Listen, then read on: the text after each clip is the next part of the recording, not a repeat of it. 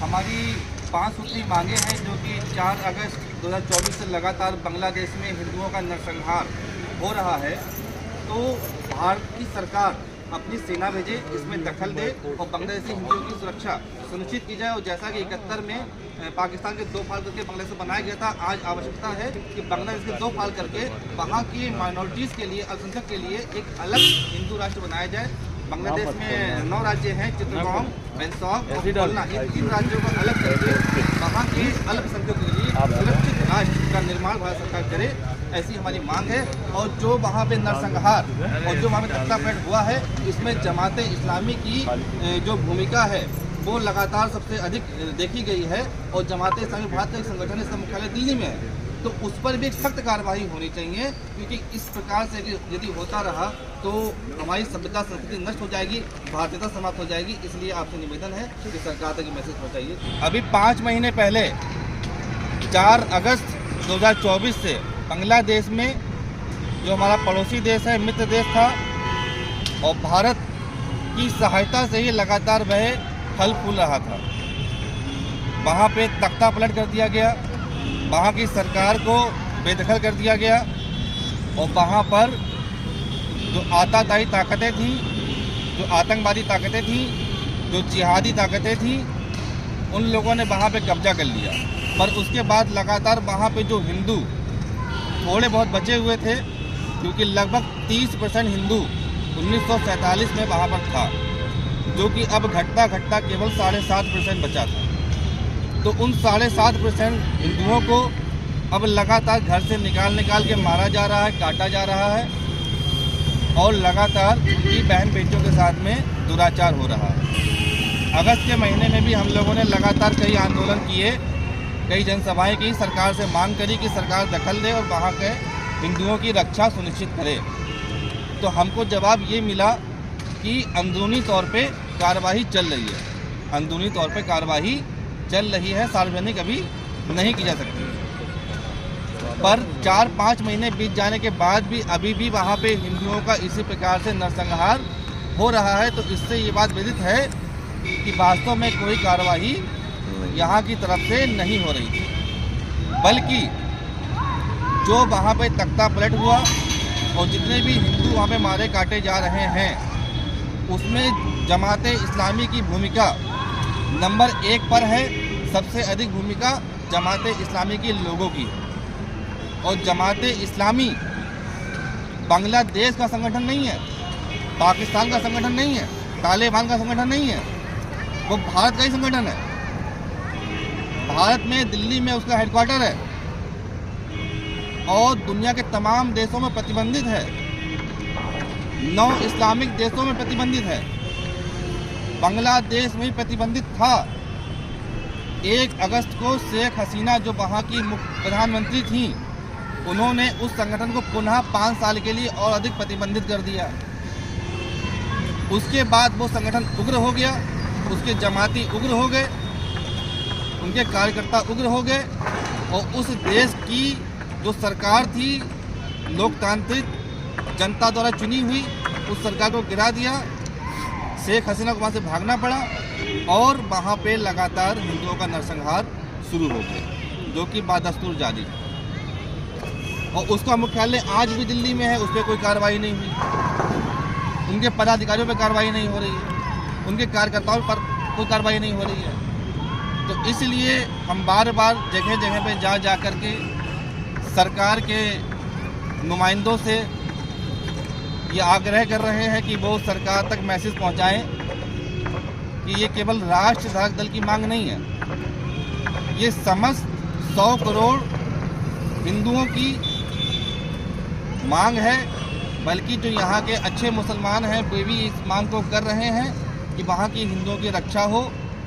और 1971 में जब इंदिरा गांधी प्रधानमंत्री थी तो इसी प्रकार की घटनाएं वहाँ पे हुई थी, तो उन्होंने एक मुक्ति वाहिनी बनाई थी 5 मार्च 1971, जहाँ पे डायरेक्ट एक्शन नहीं लिया गया था पाकिस्तान तरफ से, बल्कि बंगाली हिंदुओं को जो भारत के पाकिस्तान के यानी पूर्वी पाकिस्तान, पश्चिमी पाकिस्तान जो बांग्लादेश है वर्तमान में, वहाँ के जो बंगाली लोग थे उन्हीं को ही उस फौज में भर्ती करके वहाँ पे एक बड़ा आंदोलन, एक बड़ा संघर्ष करके उसको स्वतंत्र कराया था। बाद में यहाँ पे फौज भी भेजनी पड़ी 13 दिन के लिए, तो फौज भी भेजी उन्होंने, और जो पश्चिमी पाकिस्तान था उसको पूर्वी पाकिस्तान से अलग करके पूर्वी पाकिस्तान को बांग्लादेश बना दिया और बंगालियों की रक्षा हो सके। इसी प्रकार से वर्तमान समय में भी भारत सरकार को एक कड़े एक्शन लेने चाहिए थे और अभी भी लेना चाहिए, और किसी भी प्रकार से चाहे वो प्रत्यक्ष करें चाहे अप्रत्यक्ष करें, पर वहाँ पर हिंदुओं की रक्षा होनी चाहिए। और हमारी राष्ट्र सरकार की ओर से मांग है कि बांग्लादेश में वर्तमान में 13 राज्य हैं, उन 13 राज्यों में से 3 राज्य जो कि दक्षिणी बांग्लादेश में हैं, उसमें से तीनों के नाम हैं चित्रगांव, बैंसाग और खुलना। इन 3 राज्यों को बांग्लादेश से अलग करके एक अलग बांग्लादेशी हिंदू राष्ट्र बना दिया जाए, ताकि वहाँ के बंगाली वहाँ पे सुरक्षित जीवन जी सकें। इसीलिए हम लोग पुनः इकट्ठे हुए हैं, और हमको ये मांग ना केवल और लगातार हम लोगों को चर्चाएं आपस में करनी है, अपने अधिकारियों से बात करनी है, अपने सोशल मीडिया अकाउंट से ये मैसेज पीएमओ तक, एचएमओ यानी कि गृह मंत्रालय तक, राष्ट्रपति तक, और जहाँ जहाँ हम प्रयास कर सकते हैं यूएनओ, संयुक्त राष्ट्र, वहाँ तक इस मैसेज को पहुँचाएं। अपनी इन्हीं मांगों को, जो मांगे इसमें रखी गई हैं 5 सूत्रीय, इस मांग को लेकर के यदि हम सब एक अभियान चलावें तो हो सकता है कि हमारे हिंदू भाई बंधु की रक्षा हो। और दूसरी बहुत बड़ी बात मैं बता दूं, ये नरसंहार केवल बंगाली हिंदुओं का नहीं है, ये पूरे भारत में 2047 तक गजवाए हिंद करने की बहुत बड़ी साजिश है।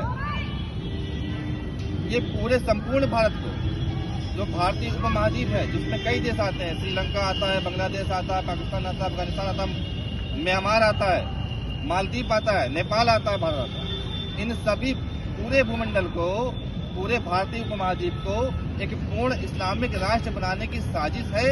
और अफगानिस्तान में जो कुछ हुआ वो भी उसका एक स्टेप था, अब जो बांग्लादेश में हो रहा है वो भी एक स्टेप है, और इसके बाद नेपाल, श्रीलंका और भारत, ये तीनों टारगेट पर हैं। और अगर हम भारत की बात करें तो भारत में सीमावर्ती 9 राज्यों में हिंदू अल्पसंख्यक हो चुका है, करीब 200 जिलों में हिंदू अल्पसंख्यक हो चुका है, और बहुत तेजी से उनकी गतिविधियां चल रही हैं। घुसपैठियों को अंदर किया जा रहा है, भारत के अंदर किया जा रहा है, 15 बच्चे पैदा करके वो अपना काम कर रहे हैं, कन्वर्जन करा करके, चंगाई समय लगवा करके, लव जिहाद करके वे संपूर्ण इस भारत को, नेपाल को, श्रीलंका को एक कंप्लीट इस्लामिक देश बनाने के लिए बहुत अच्छे से कार्य कर रहे हैं। और कहीं ना कहीं दबाव में आकर के या स्वार्थवश होकर के हमारी सरकारें भी इनडायरेक्टली उनकी सहायता करती हैं। इसलिए चूंकि हम उनको वोट देते हैं, इसलिए पूरा हमको अधिकार है कि हम उनसे मांग करें कि हमारे हितों की रक्षा हो।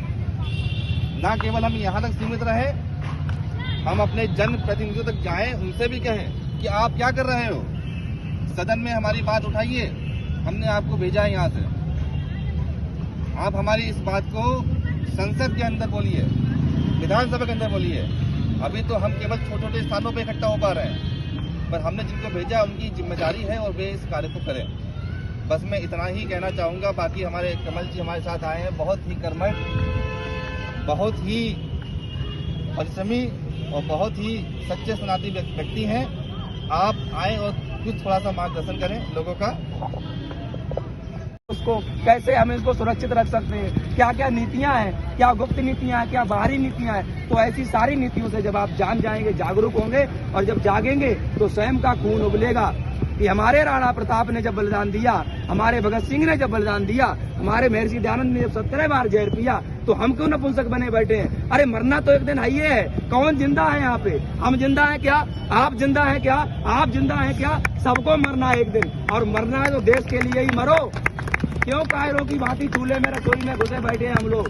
आज आप बाहर निकल के आए हो, कल को और लोग आएंगे, ये भीड़ होगी यहाँ पे, और वो भीड़ इन मुसलमान अत्याचारियों का कत्लेआम करेगी और इस देश को, इस पटल को सीधे सीधे इसको इस्लाम मुक्त और मदरसा मुक्त बनाएगी, क्योंकि इस्लाम पूरे भारत देश का ही नहीं बल्कि विश्व का कैंसर है। और जब तक ये रहेगा, या तो ये अपनी नीतियां बदल ले, क्योंकि इसकी नीतियां, अगर एक सच्चा ईमानदार मुसलमान है तो मैं उसका स्वागत करता हूं, वो आए, वो ईमानदारी तो दिखाए कम से कम।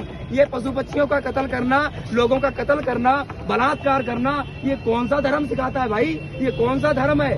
इसीलिए निवेदन करना चाहता हूँ, मैं किसी के विरोध में नहीं हूँ, मैं गलत नीति के विरोध में हूँ। अगर हमारा भाई भी गलत नीति अपनाएगा तो उसे भी मारने का अधिकार मेरा है, और वह मृत्यु नहीं कहलाएगी, पाप नहीं है, वो वध कहलाएगा। जैसे गांधी गोड से ने गांधी जी का वध किया था। अब मैं अपनी बात को समाप्त करता हूँ। आप सभी का बहुत बहुत धन्यवाद, इतना समय दिया। आपका भी बहुत बहुत धन्यवाद। देश के लिए कुछ चीजें आप विचार कर रहे हैं, सोच रहे हैं, हम सभी आपके साथ हैं। और यहाँ विचार करके जाएं, 1 से 10, 10 से 100, 100 से 1000, ऐसे जितने भी लोग बैठे हैं अपनी टीम को बनाना शुरू कर दें। धन्यवाद।